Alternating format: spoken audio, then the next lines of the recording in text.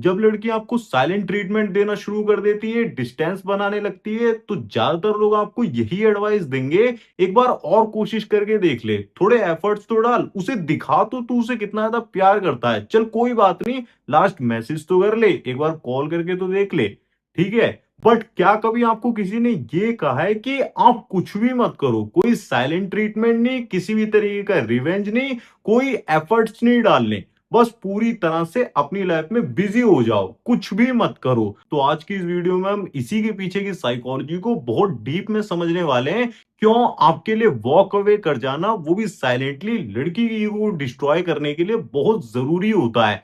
क्यों कभी कभी इंसान जब तक आप उसके पीछे पड़े होते हो, उसको आपकी वैल्यू बिल्कुल रियलाइज नहीं होती है। वैल्यू तब रियलाइज होती है जब उसे ऐसा फील होने लगता है, अंदर से एहसास होने लगता है कि अब ये मेरी लाइफ से पूरी तरीके से जा चुका है। Most common mistake always man make. देखो, लड़की ने अगर ब्रेकअप करा है ना, तो पूरी तरीके से श्योर होती है कि ये बंदा मेरी लाइफ में जरूर से ही आएगा, और ये एजम्पशन कोई इस तरीके से क्रिएट नहीं हो जाते। ये आपने अपनी हरकतों से ही, आपने जो बार बार रूल्स को ब्रेक किया होता है, उसकी वजह से बिल्ड हुआ होता है। देखो, आप क्या करते हो ना, थोड़े दिनों के लिए वो डिस्टेंस पर जाती है, थोड़े दिनों के लिए वो साइलेंट होती है, तो आप सामने से जाकर अप्रोच करते हो, बार बार मैसेज करते हो, बार बार मनाने की कोशिश करते हो, एफर्ट्स डालते हो, तो उसे कहीं ना कहीं ऐसा फील होने लगता है कि ये मेरी लाइफ से जा ही नहीं सकता है। कुछ दिनों के लिए यूट्यूब पर दो चार वीडियो देखकर अपने आप को संभाल लेगा, थोड़ा सा रोक लेगा, बट कुछ दिनों के बाद ये जरूर से मेरी लाइफ में आने के लिए बहुत ज्यादा एफर्ट्स मारना शुरू कर देगा। और वहीं से ना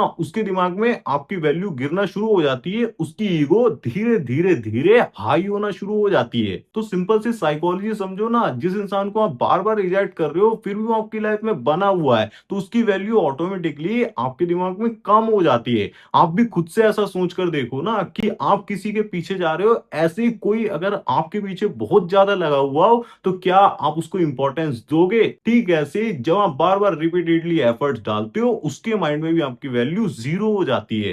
the moment you truly disappears. अब आप इमेजिन करो कि आप रियली में अंदर से उसकी लाइफ से पूरी तरीके से कट ऑफ हो जाते हो, ना किसी भी तरीके से फ्रेंड से कनेक्ट करते हो, ना ही फेक अकाउंट बना के स्टॉक करने की कोशिश करते हो, फेक कॉल्स या फिर मैसेज करके, कुछ भी करके उसकी स्टोरीज को बिल्कुल चेक नहीं करते हो, कनेक्ट करने की कोशिश बिल्कुल भी नहीं करते हो। इनफैक्ट आप अपनी लाइफ के ऊपर ज्यादा फोकस करना शुरू कर देते हो, आप जिम, करियर, फैमिली, फ्रेंड्स, इन चीजों में ज्यादा इन्वॉल्व होने लगते हो, अपनी हेल्थ पर, अपनी वेल्थ पर ज्यादा ध्यान देना शुरू कर देते हो। तो इंस्टेंटली उसकी साइकोलॉजी चेंज होना शुरू हो जाती है। वो क्यों होता है? क्योंकि उसके माइंड में जो आपको लेकर सर्टिनिटी थी ना, एक प्रिडिक्टिबिलिटी थी कि ये बंदा मेरी लाइफ में आएगा ही आएगा, वो अचानक से गायब होना शुरू हो जाती है। अचानक से उसका माइंड ब्लैंक होने लगता है, क्योंकि साइकोलॉजी के अकॉर्डिंग जो हमारा ह्यूमन ब्रेन होता है ना, वो कभी भी सर्टिनिटी के जाने पर शांति से बैठ ही नहीं सकता है। जैसे कि अगर आपको मैथ का एग्जांपल दूं, जब आपको फायदा हो रहा होता है, प्रॉफिट हो रहा होता है, तब आपको बहुत ही ज्यादा अच्छा फील होता है, आप उस पर खास करके ध्यान नहीं देते। लेकिन अगर आपका थोड़ा सा भी लॉस हो जाता है ना, तो आपकी पूरी दुनिया से हिल जाती है,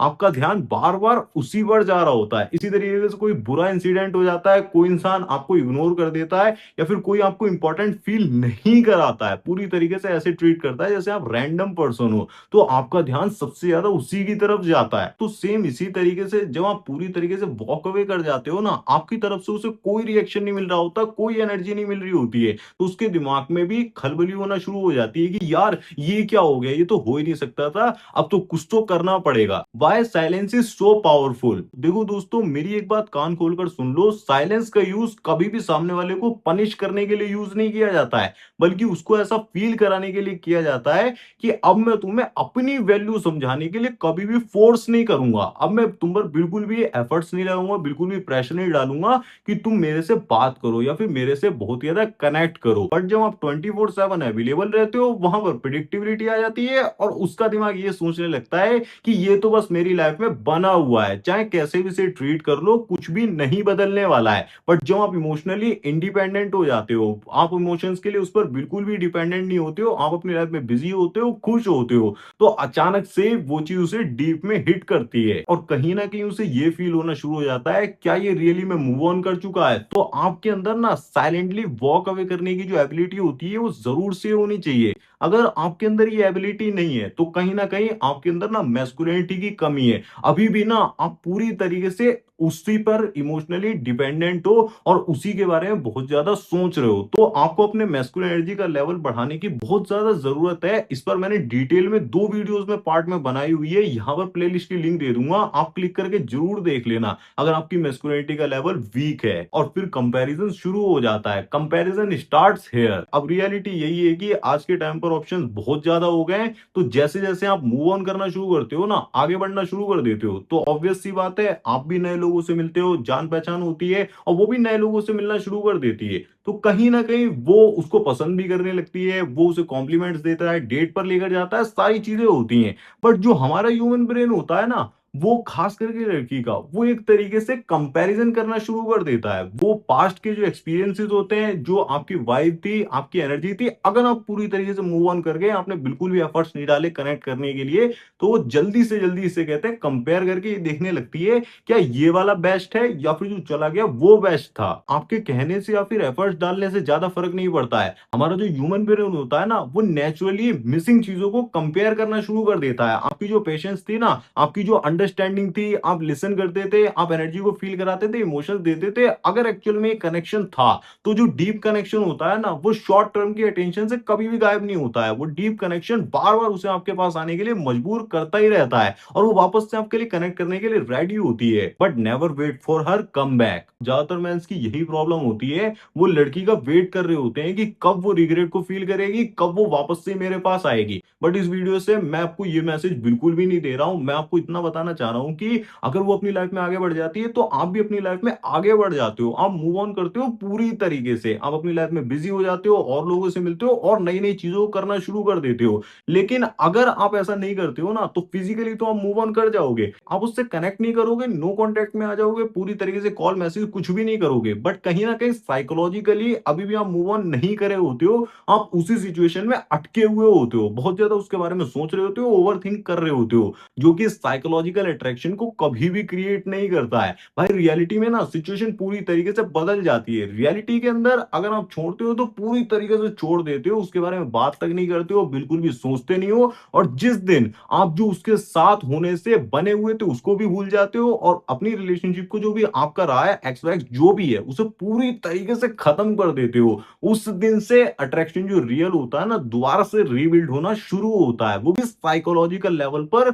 उसको वो चीजें फील होने लगती है कि अब तो ये बंदा पूरी तरीके से मेरी लाइफ से कट ऑफ हो चुका है। और रियल मूविंग ऑन का मतलब भी यही होता है कि अब वो आपकी लाइफ में आए ना आए, उसका मैसेज आएगा नहीं आएगा, वो रिग्रेट फील करेगी नहीं करेगी, उससे आपको घंटा कोई फर्क नहीं पड़ता है। आप अपनी लाइफ को ऑटोमेटिकली दोबारा से वैसे ही जी रहे होते हो जैसे आप उसके साथ में जी रहे थे या फिर उससे पहले जी रहे थे। आपको खास कोई फर्क नहीं पड़ा है, इंटरनली आपको तकलीफ होती है, बट उस चीज पे आप रिएक्शन ना देते हुए दोबारा से अपनी लाइफ में पूरी तरीके से बिजी हो जाते हो। तब ये मुंह से कहते हैं कि आप रियली में मूव ऑन कर गए हो। In this scenario what is real power? देखो, रियल पावर कभी भी वो नहीं होती है जिस बंदे के पास बहुत सारे ऑप्शंस होते हैं, आए दिन लड़कियां उसे अप्रोच कर रही होती हैं, वो बंदा रियली में पावरफुल नहीं होता। जबकि रियलिटी में रियल पावरफुल बंदा वो होता है जो अपनी हैप्पीनेस के लिए लड़की पर बिल्कुल भी डिपेंडेंट नहीं होता। उसकी पूरी लाइफ जो है ना, वो रिलेशनशिप के अराउंड नहीं घूम रही होती है, बल्कि रिलेशनशिप सिर्फ उसकी लाइफ का एक पार्ट होती है। लड़की के जाने के बाद भी, रिलेशनशिप खत्म होने के बाद भी